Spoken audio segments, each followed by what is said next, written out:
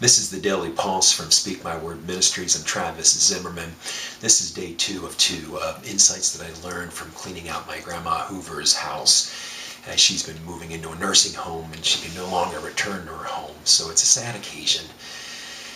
And the insight here is you really can't take it with you.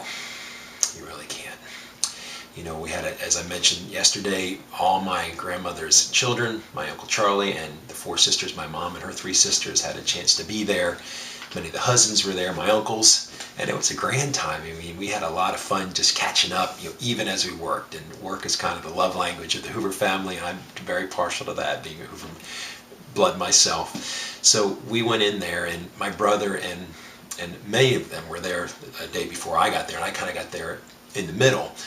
And as we were coming in, there was so much to clean up. I mean, she had been in this house with my grandfather. My grandfather met the Lord in 1996. But my grandmother, again, had been in this house for 47 years.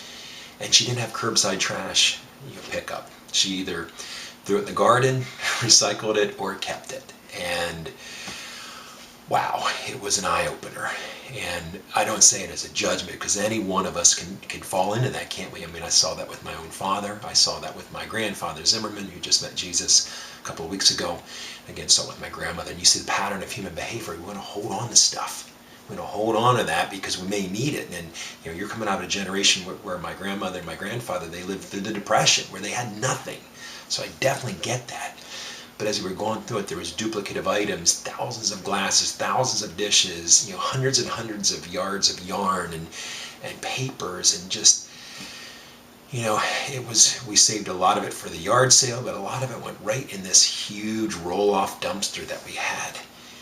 And my brother and I were going in, you know, underneath the attic and pulling stuff out. I mean, these old mirrors that were at the old farmhouse just down the road where my mom's, you know, whole family had a farm down there. And as we pulled it out, it was just a reminder that, again, you can't take it with you.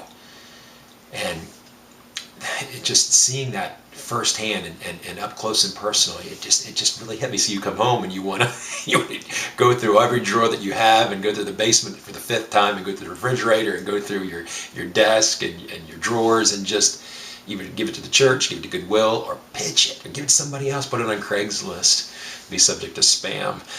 But you know, I go back to Jesus' words in Matthew chapter 6, verses 19 through 21, where he said about treasures in heaven. Do not store up for yourself treasures on earth, where moth and rust destroy, and where thieves break in and steal. But store up for yourself treasures in heaven, where moth and rust do not destroy, and thieves do not break in and steal. For where your treasure is, there will your heart be also.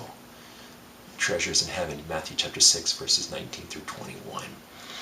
My grandmother knows Jesus. There's no doubt about it. She spoke frequently and speaks frequently about Jesus. But any one of us can fall into that, where we hold on to stuff. And that stuff starts to accumulate with us, but all we need is Jesus Christ. He allows these creature comforts to accomplish things, but really, in the end, all that remains is our love with Jesus Christ and those who know him. In your name, Father. Amen.